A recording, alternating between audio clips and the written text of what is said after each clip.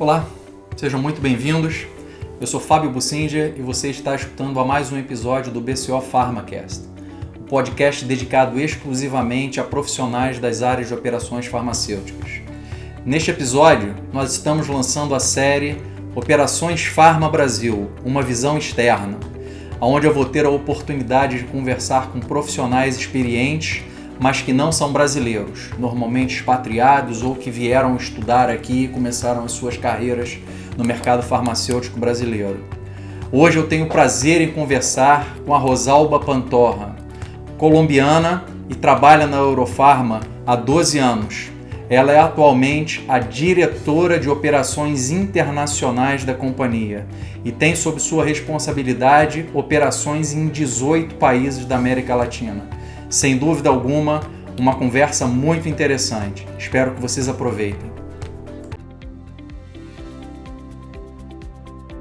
Chegou a hora das empresas acompanharem a tendência da transformação digital e abandonar os antigos métodos de treinamento e gestão do conhecimento. Com a plataforma QR Training, seus colaboradores têm acesso a todo o conhecimento necessário para executarem de forma rápida e precisa todos os procedimentos e processos operacionais da sua fábrica, incluindo aqueles pulos do gato que ficam registrados somente na cabeça das pessoas mais experientes.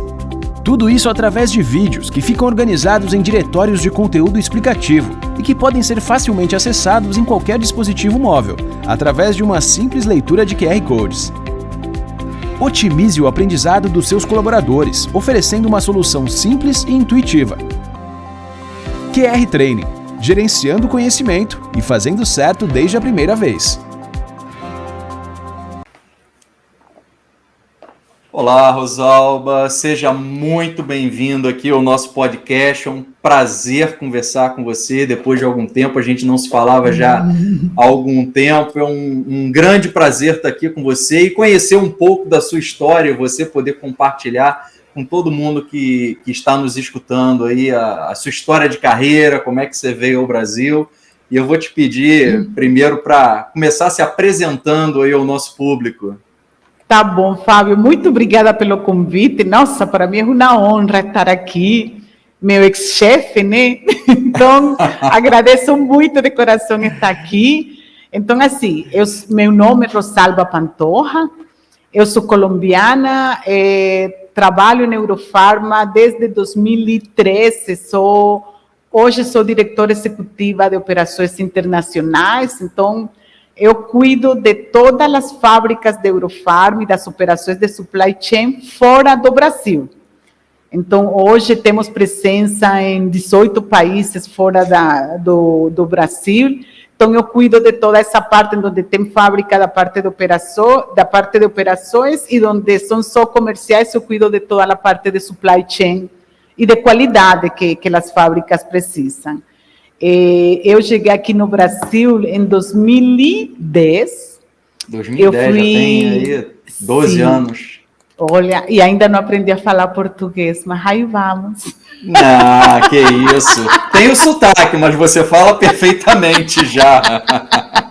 E eu cheguei aqui, Fábio, respondendo a sua pergunta, eu trabalhava como gerente de qualidade em Colômbia para a Merck Sharp & Dohme. Sim. E como parte daquele processo de talentos da América Latina, de dar oportunidades em mercados maiores, eu fui convidada a trabalhar na fábrica aqui em Brasil de Organon, que acho que todo mundo conhece, né? Estava em processo de fechamento da fábrica e estava com algumas dificuldades, com problemas de equipe, as pessoas estavam indo embora porque já todo mundo sabia que a fábrica ia fechar, então foi um desafio bem bacana nesse momento aceitar esse convite da minha chefe, minha VP de América Latina. Então eu cheguei em 2010 como gerente de qualidade de Merck Sharp & Dohme, nessa fábrica que era a fábrica Organon, que Merck acabava de adquirir esses produtos e essa fábrica. Sim. E cheguei e me apaixonei pelo Brasil, e me apaixonei pela gente aqui. Cheguei sem falar uma palavra em português, então assim, mas fui super bem recebida pelos brasileiros e também recebida que, olha, 2022 eu continuo aqui no Brasil. E você é a colombiana mais brasileira que eu conheço. Realmente, em espírito, você, não só brasileira, você tem espírito de carioca. Gosto do carnaval, gosto da samba, a cultura brasileira me atrai muito. Então, assim, gosto demais do Brasil e eu posso falar assim, que eu cheguei aqui e encontrei amigos que são quase uma família para mim. Então, adoro estar aqui no Brasil. E aí você ficou quanto tempo na Merck? Logo depois da Merck, você foi direto para a Eurofarma, se eu não estou enganado, né? Exatamente. Então, eu cheguei em 2010, comecei a ajudar, estava dando todo o suporte aqui, e já tinha 2 anos na Merck, e eu estava já pensando no meu próximo projeto. Estava com um projeto claro de ir para México, e de fato, Fábio, não sei se você sabe isso, eu estava mudando meu perfil, eu queria trabalhar na área de change management, relacionado mais com cultura, ainda em fábricas, mas mais no processo de change management, e já estava quase todo acertado para ir para México a trabalhar nessa parte, e um dia me ligou a VP de Recursos Humanos daqui da Eurofarma, que Maurício Billy queria falar comigo. Logo, presidente da companhia direto. Olha só, exatamente. E eu fui a conversar com Maurício, e a posição era diretora de qualidade da Eurofarma, e assim, olho meu brilhou imediatamente. Eu estava na Merck com um grupo de qualidade de aproximadamente 50 funcionários, e quando eu perguntei, quantos funcionários tem qualidade aqui na Eurofarma? São 250. Eu falei, nossa senhora. Então, assim, e o desafio, eu nunca tinha trabalhado em uma indústria nacional, porque eu iniciei minha carreira em Sanofi, depois fui para a Merck alemã, de Merck alemã fui para a Schering-Plough, que logo se convirtiu em Merck Sharp & Dohme. Então, assim, falei, é um desafio muito bacana, eu vou aceitar esse desafio, assim, nem pensei muito, e eu decidi aceitar o desafio aqui no Brasil e até hoje acho que foi a melhor mudança que eu fiz na minha vida. Assim, muito bacana. Boa. E o interessante é que as nossas histórias de carreira, elas se encontram muito lá quando você foi para a Eurofarma, porque eu não sei se você lembra, mas você entrou na Eurofarma algumas semanas ou pouquíssimos meses antes de eu entrar na Eurofarma também. De fato, quando eu conversei com o Maurício falou, olha, eu estou te selecionando, você é a pessoa selecionada, mas você já tem chefe, viu? Seu chefe já foi selecionado, mas acho que você tinha pedido um período de tempo, uns meses, 1 ou 2 meses para entrar na Eurofarma. Para entrar na Eurofarma. Então, eu cheguei exatamente. E você chegou nos próximos dias, que Maurício falou, eu estou te contratando, mas te falo que você vai ter um chefe daqui a 1 mês, acho que mais ou menos 1 mês, uma coisa assim, que a gente terminou coincidindo. E é interessante, porque eu também, antes da Eurofarma, eu nunca tinha trabalhado numa empresa nacional, só em multinacionais, e eu lembro que a adaptação para a gente, nós dois fizemos a adaptação no mesmo período, né? E foi um período bem interessante, que a gente conversava muito a respeito, né? Não, Fábio, que eu falava assim, na Merck, eu tinha todo um corporativo que me ajudava com tudo, né? Tem que mandar uma carta para a autoridade sanitária, tinha jurídico. Que tem que avaliar um impacto no paciente, tem uma diretoria médica, uma VP médica lá desde Estados Unidos, tinha suporte para todas, tem qualidade. E quando eu cheguei aqui na Eurofarma, o corporativo era eu. Então, isso era dor de barriga todos os dias, você vai se lembrar. Todo dia. E aí, Rosalba, voltando lá quando você chegou no Brasil, quais foram as suas primeiras percepções trabalhando no Brasil pela primeira vez em relação às pessoas, em relação aos processos da empresa, apesar de ser a mesma companhia na época lá, mas eram em países diferentes. Como é que foi a sua primeira percepção ao chegar e trabalhar no Brasil, comparando com outros ambientes que você estava acostumada lá na Colômbia? O que você percebeu de diferença? Olha, eu trabalhava em Bogotá, né, que é a capital de Colômbia. E Bogotá é uma cidade fria. E tem um motivo pelo que eu vou falar que é uma cidade fria. Então, as pessoas são um pouquinho mais fechadas. Por isso é que você fala que eu pareço carioca, porque eu sou do litoral norte da Colômbia, alegre, calor. Sabia que tinha alguma similaridade. Então, em Bogotá, até por ser a capital, é uma cidade assim, os profissionais são bem competitivos, né? Então, o ambiente profissional é bem rígido, se pode falar, vamos pensar, de muita exigência, de muito... Não, então, para mim, chegar no Brasil, foi assim como gente... Pessoas super queridas, e isso é verdade, não estou mentindo, quem me conhece sabe. Porque eu cheguei, Fábio, no primeiro dia eu me senti abraçada. Eu cheguei aqui no Brasil para um hotel. E os analistas que trabalhavam comigo se colocaram à disposição. Olha, se você precisa fim de semana para comprar uma geladeira, para que precisar, a gente está à disposição. Que bacana. E o que não falta no Brasil, né? Quinta-feira a gente faz happy hour, então você vai happy hour com a gente. Então, eu cheguei no Brasil e eu não tive tempo de sentir saudade da Colômbia, porque tanto no ambiente executivo da empresa, de fato, se você me pergunta a mim, eu cheguei um pouco agressiva para o ambiente brasileiro, sabe? Esse de confrontar, de colocar a posição. Então, até a gerente de recursos humanos falava para mim, Rosalba, baixa um pouquinho, não pode ser tão forte, porque aqui as pessoas são um pouco de menos confrontação, as pessoas gostam mais de pegar em separado para falar para você as coisas.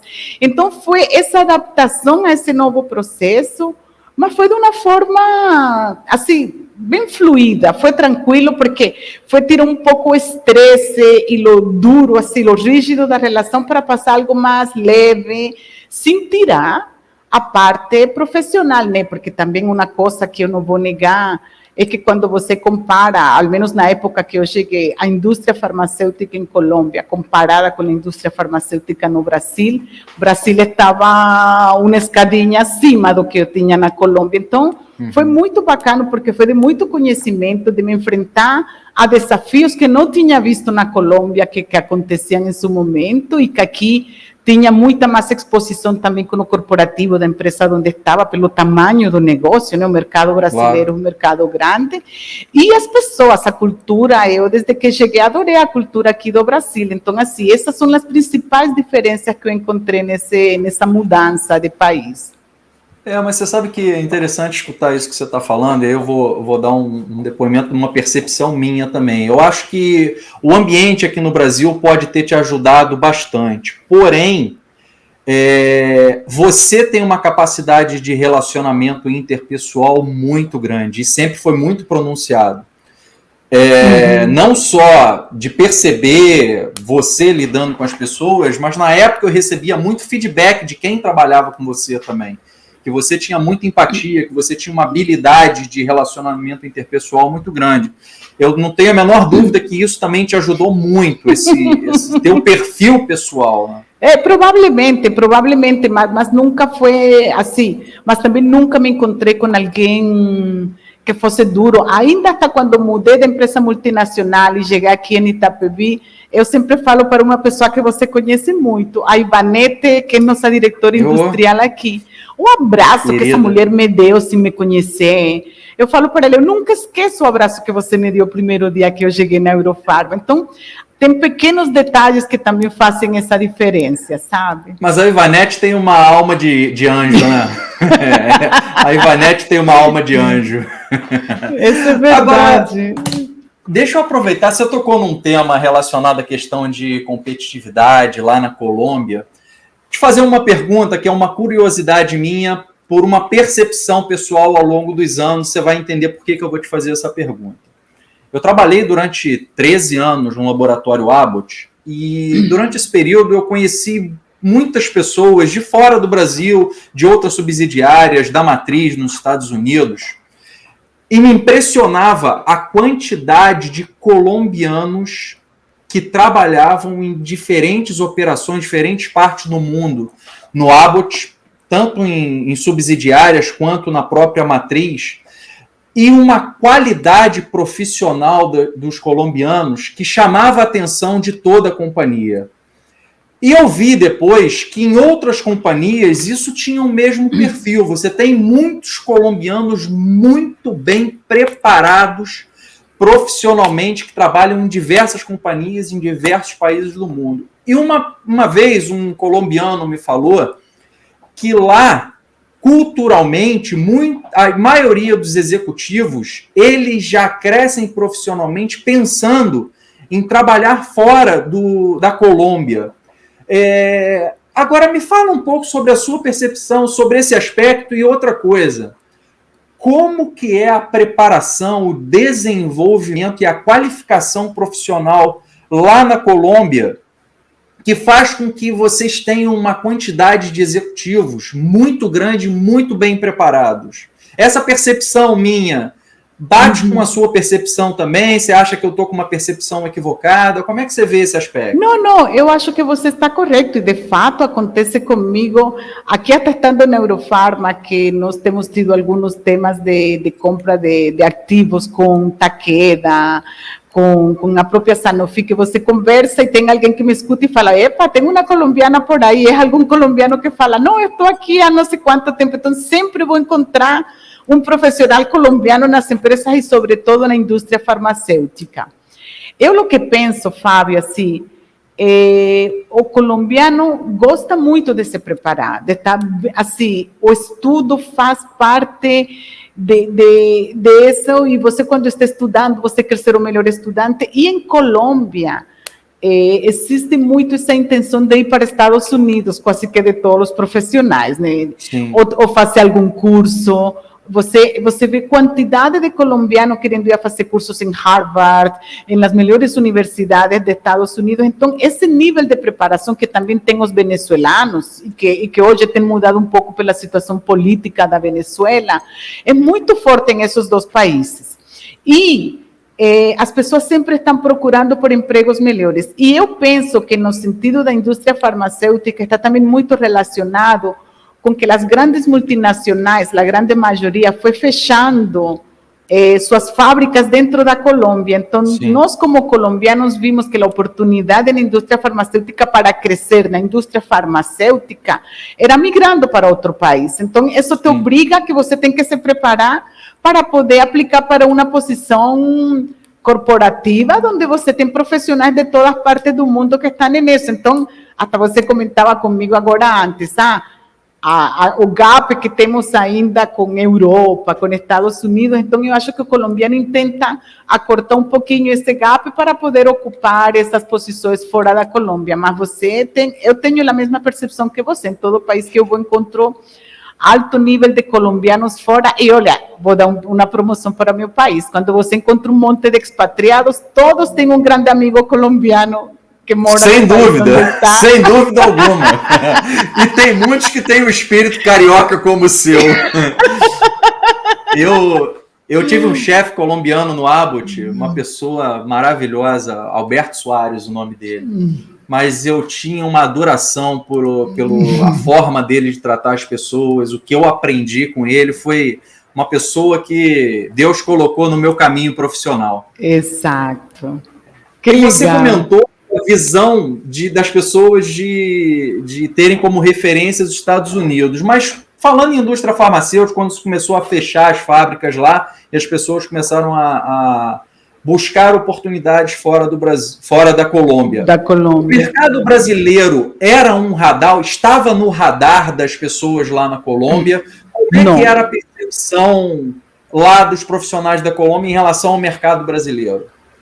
Eu acho, Fábio, ao menos nessa época, hoje a visão é um pouco diferente, e isso eu vejo quando tenho reuniões de egresados da faculdade na que eu me formei, mas na época em que eu vim para o Brasil, não existia esse grande conhecimento pelo Brasil, e eu acho que isso tem uma explicação, e é o idioma, né?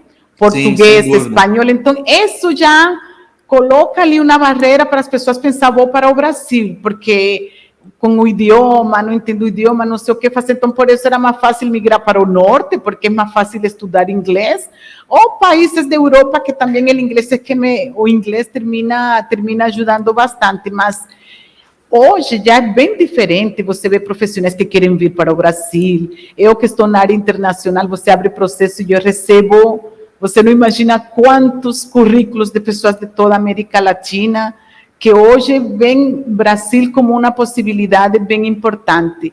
E uma coisa que eu acho muito bacana é como profissional fora da América Latina, ver como atrativa as indústrias nacionais no Brasil, viu? Então, as big pharmas nacionais têm um peso bem forte fora do Brasil e são reconhecidas e sabem, nossa, que empresas grandes, o mercado assim tão grande. Então, eu acho que isso vem mudando, porque hoje também o Brasil se tem aberto um pouquinho. Eu acho que o Brasil, até umas décadas atrás, estava muito fechado para a América Latina. Não conhecíamos nem os vizinhos aqui do redor. Hoje já é um processo mais aberto. E eu, nesse que você está colocando, eu acho que você está... Eu tenho a mesma percepção. Eu acho que tinha um motivo muito claro. Por que o mercado farmacêutico brasileiro era tão fechado e ainda é, até certo ponto, fechado? Porque, na realidade, o mercado brasileiro, nas últimas 2 décadas, isso é um estudo econômico que eu fiz, o crescimento médio anual nas 2 últimas décadas em valor é o dobro do crescimento do PIB da China. Então você vê que o mercado brasileiro por si só já dava um trabalho gigantesco para as empresas conseguirem crescer e acompanhar esse crescimento e crescer em termos de market share. Então ninguém estava com visão no radar de vender para fora, porque nem precisava. Exatamente. Que nem precisava. Exatamente. E aí é onde eu acho que eu particularmente sou suspeito para falar, né? Mas a gente comenta sempre da visão lá da Eurofarma, lá em 2009, quando adquiriu a primeira operação fora do Brasil, que foi na Argentina, que todo mundo falava que era um erro estratégico, para que vai se meter em mercado pequeno, em mercado fora do Brasil e tal, e você vê que hoje você está em 18 países, né? E o mercado brasileiro, os estudos demonstram que em valor ele ainda vai continuar crescendo, mas quando você pega e analisa historicamente as unidades, o crescimento em unidades vem reduzindo significativamente. E aí a gente vê que as grandes empresas muito grandes, como Eurofarma, Shea, MS, Ipera, o volume aumenta. Mas a quantidade de pequenas empresas que estão fechando ou ficando num tamanho muito reduzido, a gente está concentrando as unidades em poucas empresas. Então o mercado total não vai crescer tanto daqui para frente. E aí a forma de você continuar crescendo 2 dígitos é indo lá para fora. É você... expansão geográfica, exatamente. Expansão geográfica. E não tem nenhum motivo por que o Brasil não é um grande produtor e exportador de commodities farmacêuticos. Tem volume de escala, tem custo competitivo, tem tudo isso. Então, eu acho que daqui para frente a gente vai ver muito mais, e a gente já vê as grandes empresas nacionais com estratégias de expansão internacional. Essa tua observação é bastante interessante. Exato, não, e você comentava, né, Fábio, e Maurício comenta hoje, nosso presidente, nas reuniões nossas, ele comenta, quando eu decidi comprar Argentina, muita gente pensou que estávamos loucos, a Eurofarma está louca, esse negócio não vai dar certo. E hoje você vê, e a América Latina, com tudo que nós seguimos crescendo um dobro dígito aqui no Brasil, a gente representa quase 20% das ventas da corporação. E, já é muito significativo, sabe, né? Porque a gente quer ser maior, mas não consegue, porque o Brasil cresce, nós vamos crescendo e o Brasil segue crescendo.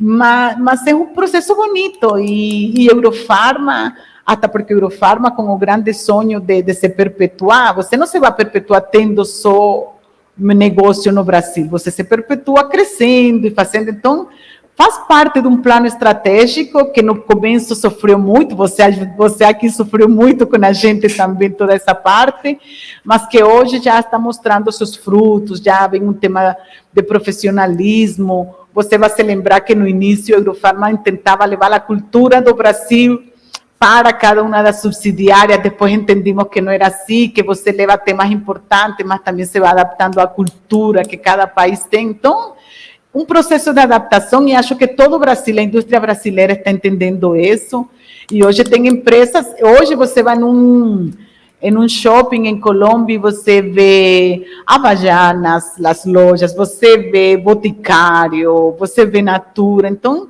a indústria como um todo está vendo a América Latina como um mercado atrativo, onde também se desenvolver.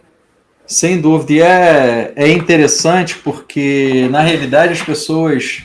Eu escutei muito crítica à Eurofarma de colegas de fora da empresa, de mercado de trabalho, falando, pô, a Eurofarma não tinha nem 5 anos de internacionalização, eles já imaginavam que já deveria ter um alto market share em vários países.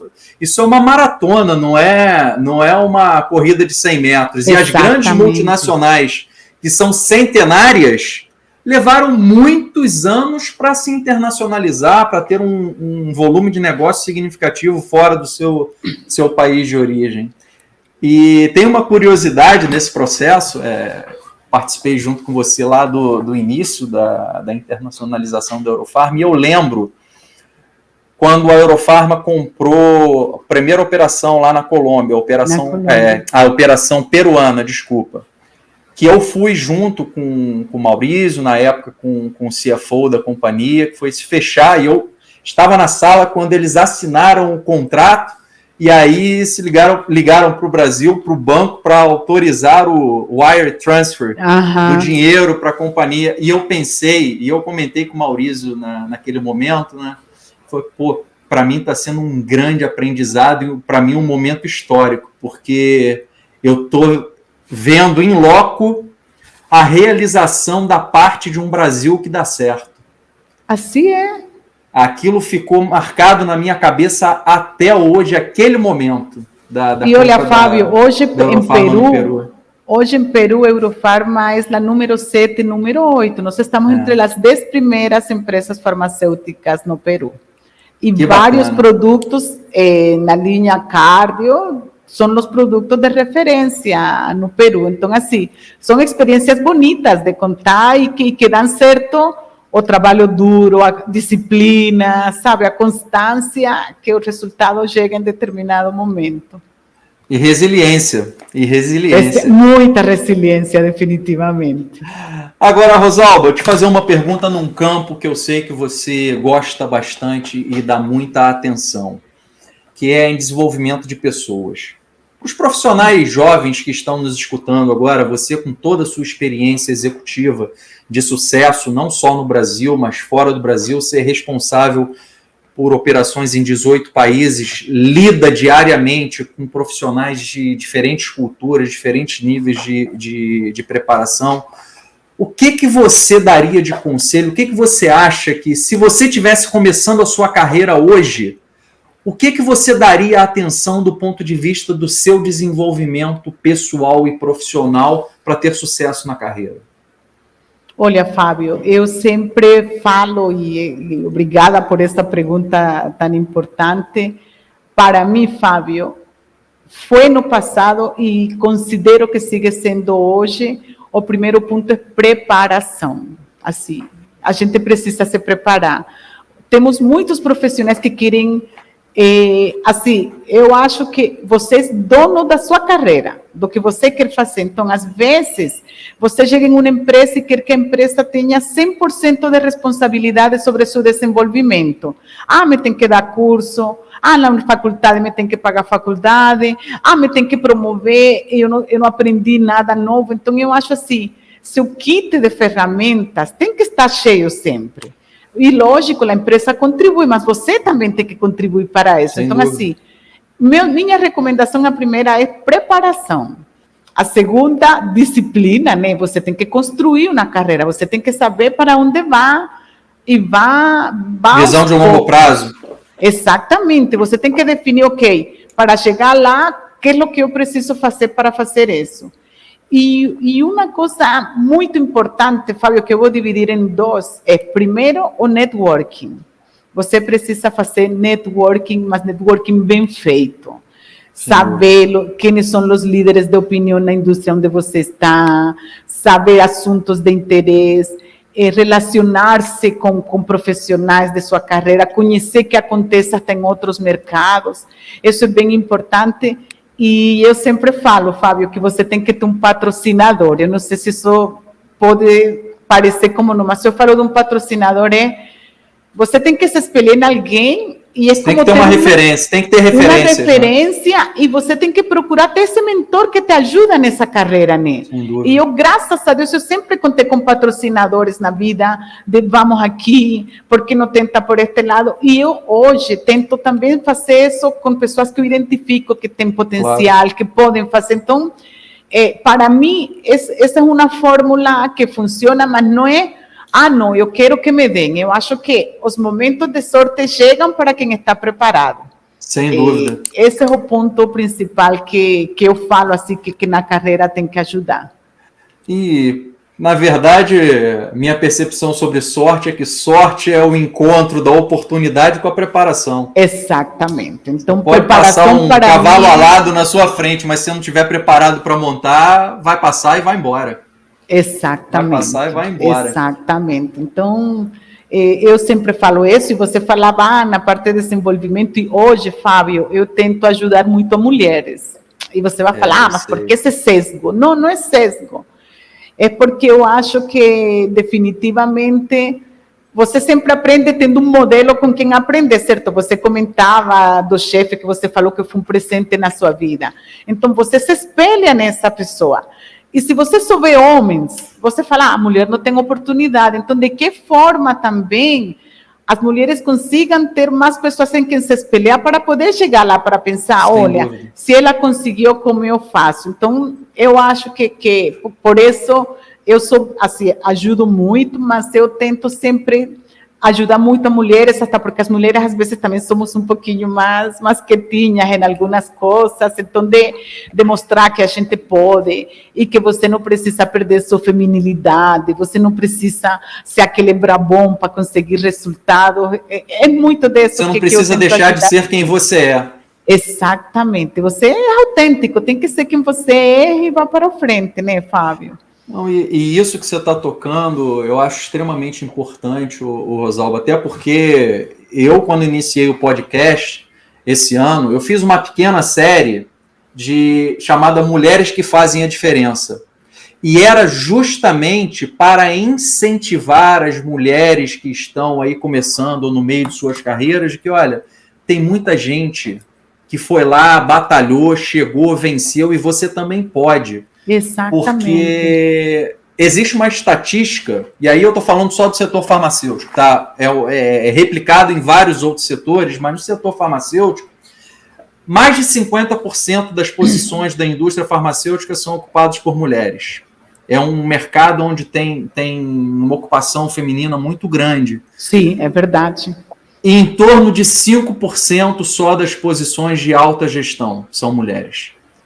Mas isso tem mudado radicalmente. Quando a gente olha operações, você tem a Roberta liderando operações da Eurofarma no Brasil, tem você, área internacional, você tem a Daniela Castanho na Ipera, você tem outras mulheres extremamente relevantes em posições estratégicas hoje. E eu acho que essa geração de mulheres...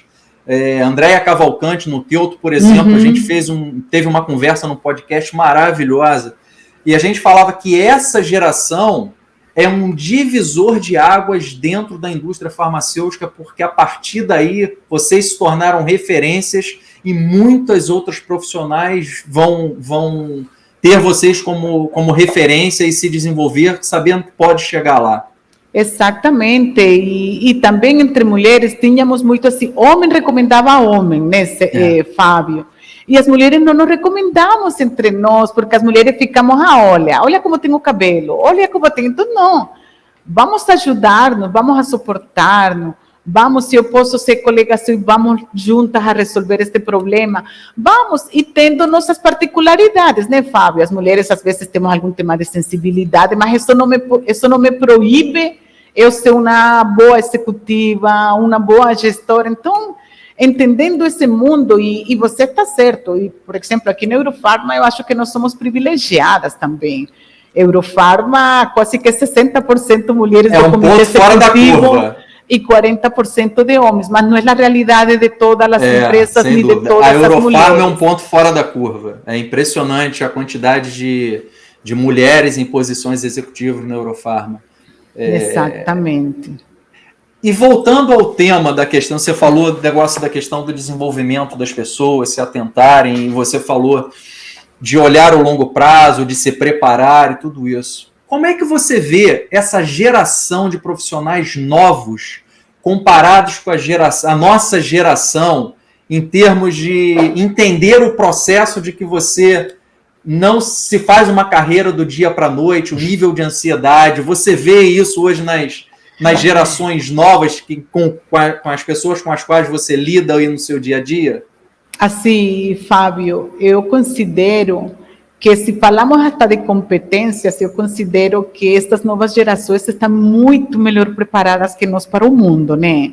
Sim. Hoje dominam a tecnologia, as redes sociais trazem tudo rapidamente, a oportunidade de viajar cada vez maior. Então, as pessoas, nossos novos profissionais, são pessoas, eu acho que saem muito melhor preparadas do que nós saímos da faculdade, mas saem com um nível de ansiedade tão alto, que estou aqui, mas eu quero ser gerente daqui a um ano. Eu falo, gente, mas como vai ser gerente daqui a um ano? E diretor em 2. Faculdade, exato. Eu falo, eu nunca pensei isso, mas eu também entendo. Eu venho de uma geração que você acha que com o esforço você consegue, que as coisas vão chegando no seu momento. Então, a única preocupação minha está relacionada com a ansiedade. Até porque você, às vezes, assim, tem passado aqui comigo que a gente pega estagiários e vê potencial e vai fazer, contrata de analista e aos 6 meses, não, eu vou embora porque lá vou ser analista sênior. E eu falo, gente, mas vai para uma empresa menor, olha as oportunidades aqui. Não, é que eu tenho a meta que eu tenho que ser gerente daqui a tanto tempo. Então, às vezes, não sei se não tem muita preocupação pela qualidade do trabalho que eu faço e da empresa onde estou, por ter uma posição. Essa é a única crítica assim, que eu tenho para estas novas gerações, que querem tudo assim rapidamente, e sabemos que não todo mundo pode chegar lá no topo, né? O processo tem que ser um processo um pouco mais estruturado, um pouquinho mais resiliente. Mas profissionais maravilhosos. Eu me surpreendo com cada jovem que entra aqui a trabalhar comigo, com o nosso time, e você aprende muito desses jovens que estão saindo do mercado agora. É uma retroalimentação.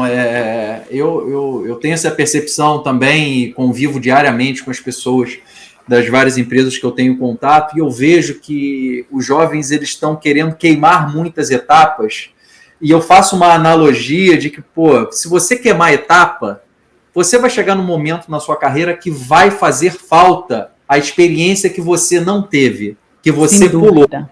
E aí o tombo é muito maior. Exato. É como se você estivesse subindo uma escada. À medida que você vai subindo, o ideal era que o degrau fosse cada vez mais sólido, para você chegar em cima de forma sólida. A geração pulando etapas, a percepção que eu tenho é que o degrau cada vez vai ficando mais fino, e vai chegar um momento que você vai pisar e vai quebrar e você vai descer aquilo tudo. Assim é, Fábio.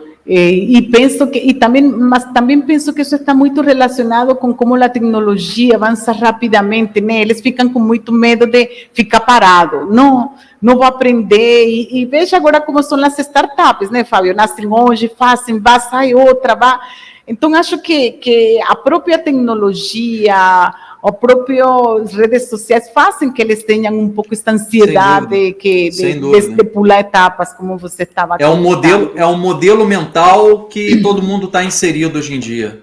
Exatamente. Mas a gente não pode esquecer que, no fundo, você pode estar muito bem preparado, up to date com tecnologia, mas o que vai contar ainda são as relações humanas, né? Você vai ter muita relação humana. E que você trata pessoas, né, Fábio? E que nós estamos inseridos em uma indústria onde a competência técnica é muito importante. E essa competência técnica desenvolvemos nas empresas. É no dia a dia, no contato com processos, com pessoas, conhecer novas coisas. E isso, e pulando essas etapas, acontece o que você fala. O tombo é muito maior quando chega lá, porque depois não encontra como se novamente entrar no mercado, porque pulou tantas etapas que provavelmente é difícil manter esse nível onde chegou tão rapidamente, mas... Sem dúvida, sem dúvida. E ao contrário, a gente falou das gerações dos jovens que estão com ansiedade. E como é que você lida com a ansiedade de se manter atualizada com toda essa avalanche de desenvolvimento tecnológico, de tudo que acontece ao nosso redor no mundo, que um ano hoje em dia parece 10 anos lá quando a gente começou a nossa carreira? Como é que você lida com isso pessoalmente? Como é que você tenta se manter atualizada do que acontece no mundo e que influencia na sua carreira? Olha, uma das primeiras coisas que eu aprendi, Fábio, foi de não ficar só focada no que acontece no mercado farmacêutico e na minha área de especialidade. Então, assim, uma das boas coisas que eu fiz quando eu cheguei aqui no Brasil foi pensar em fazer um MBA em uma área que não fosse minha área, até para poder aprender como é a indústria de outros negócios. Então, você pergunta, como eu consigo me manter atualizada?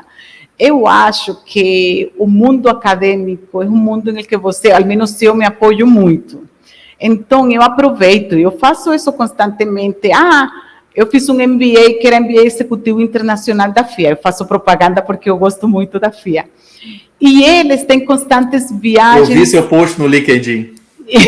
Eles têm constantes viagens internacionais, Fábio. Então, tem uma viagem para o Vale do Silício. Eu vou. Então, assim, eu me programo, mínimo cada 2 anos, a fazer um curso desses acadêmicos. Vá 2 semanas, seja Europa, seja Estados Unidos. E eu intento também me manter atualizada em temas de tecnologia. Seja palestra, seja seguindo pessoas como você, LinkedIn. Nossa, tem um artigo importante. Então, eu acho que tem todo um mundo de coisas em las que você, o primeiro para mim segue sendo o mundo acadêmico, me dá mais um contato direto, e outro, aproveitar a tecnologia que está disponível para aprender essas novas coisas. E ter referentes na indústria que você sabe, esta pessoa se mantém atualizada aqui. E cada dia aqui na empresa também, quando você está na indústria, tem muitas oportunidades, né, Fábio? Sem dúvida. A indústria, o sindicato, os grupos, a própria Anvisa para nós, os grupos que cita, as novas normas que aparecem. Então, eu dedico parte no mês eu tenho dedicado para, vou ler uma norma nova, vou tentar revisar por aí, alguém falou uma tecnologia nova que eu nem sabia, eu começo a pesquisar, pergunto para quem sabe, e novamente, né, o networking me ajuda muito a manter-me atualizada em assuntos, Fábio, em assuntos de interesse para a indústria. Que bacana. E hoje, né, você tem conhecimento disponível e acessível de graça do mundo inteiro. Eu, hoje em dia, sou um viciado em escutar podcasts. Exatamente. Eu escuto podcasts de temas diferentes, de vários países diferentes, muitas das vezes sobre o mesmo assunto, mas podcasts de países diferentes para escutar o que está acontecendo em cada país. Hoje em dia é muito fácil e barato de você ter acesso à informação. Você precisa ter tempo, né? E se dedicar, ter a disciplina. Mas, por exemplo, Fábio, aqui em São Paulo, que a gente passa tanto tempo no carro transportando-se, eu sou viciada em podcast. Nossa, vou escutar esse podcast de tal assunto que vira a cultura geral. Temas que não tem... você vai escutando, então não perde o tempo no trânsito, vai aprendendo coisas novas. Hoje todo o que te oferece a tecnologia é impressionante para a gente aprender. Então, assim, vai depender de que tanto você tenha para fazer. Vou fazer uma viagem para outra parte, mas às vezes, sem necessidade dessas viagens, você pode aprender muito só pesquisando na internet que conteúdo tem para você absorver, né? Sem dúvida. Rosalba, queria te agradecer muito pelo seu tempo, por essa generosidade de estar aqui conversando com o pessoal. Um grande prazer bater esse papo com você. Fazia tempo que a gente não conseguia conversar durante tanto tempo assim. Então, quero te agradecer muito, te desejar muito sucesso. em todas as suas operações, porque com certeza seu dia não deveria ter 24 horas, deveria ter muito mais. Nossa Senhora, é verdade. Mas quando a gente gosta, a gente faz, né, Fábio? Então, sem dúvida, sem dúvida. E eu só queria te falar uma coisa só para finalizar, Fábio. Claro. Que se você me perguntar a mim, o que é o que mais me motiva hoje do meu trabalho, eu falo é a oportunidade que eu tenho de desenvolver pessoas e de ajudar a mais pessoas a subir aquela escadinha que você estava comentando de que vou ficando forte. É isso. Porque competência técnica todos temos, trabalho temos, dificuldade no trabalho você vai encontrar novo dia desafio. Mas eu quero chegar lá no final, olhar para trás e pensar em quantas pessoas eu consegui ajudar, porque você tem que praticar a reciprocidade no mundo, né, Fábio? Sem dúvida alguma. Sem dúvida alguma. Precisamos muito ajudar o próximo e ajudar quem tem talento, quem tem potencial para fazer. E eu te agradeço muito o convite. Nossa, curti esses 40 minutos, assim se passaram voando, nem tinha visto o relógio. É muito sempre obrigada. Um prazer conversar com você.